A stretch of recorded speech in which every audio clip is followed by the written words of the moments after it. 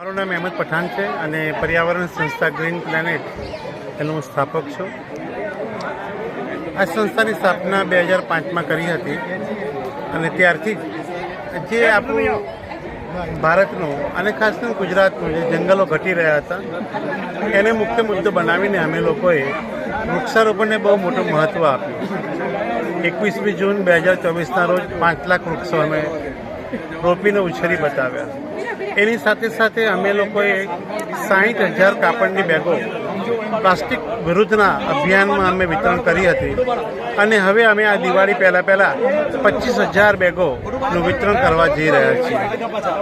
અમારે એની સાથે સાથે રેઇન વોટર હાર્વેસ્ટિંગનું પણ અમે કામ કરી રહ્યા છીએ કે વરસાદનું પાણી ટીપું પાણી જમીનમાં ઉતરે અને જેના હિસાબે જળસ્તર ઊંચું આવે એના માટે બી અમારા પ્રયાસ છે. આ સાથે સાથે અમે લોકો વન બનાવી રહ્યા છે કે જે ગામડામાં પંચાયતી જે જમીન હોય એ જમીનને અમે લઈ અને એના અંદર અમે જંગલો ઊભા કરીએ છીએ.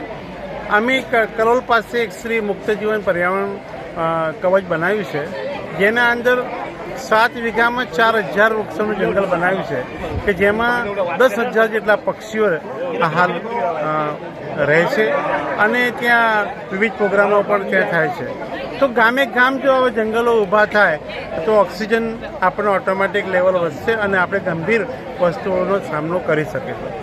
આની સાથે સાથે અમે લોકો બાળકોની અંદર પણ પ્રેરણા વધે અને બાળકોમાં જાગૃતતા આવે એના માટેના અમે ઇકો ક્લબ થ્રુ પણ અમે પ્રયત્નો કરતા રહીએ છીએ. અમે જીવદયા ઉપર બી બહુ મોટા કામ કરીએ છીએ.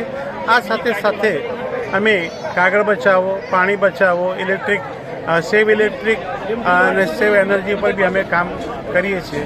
તો અમારી સંસ્થા જે છે આવા અનેક કાર્યો ઉપર એક્ટિવલી કામ કરી રહી છે અને એના હિસાબે જ યુનાઇટેડ નેશનની નોંધ લઈને અમને લોકોને સ્પેશિયલ એક સ્ટેટસ આપ્યું છે અને અમારું સન્માન પણ કરેલું છે.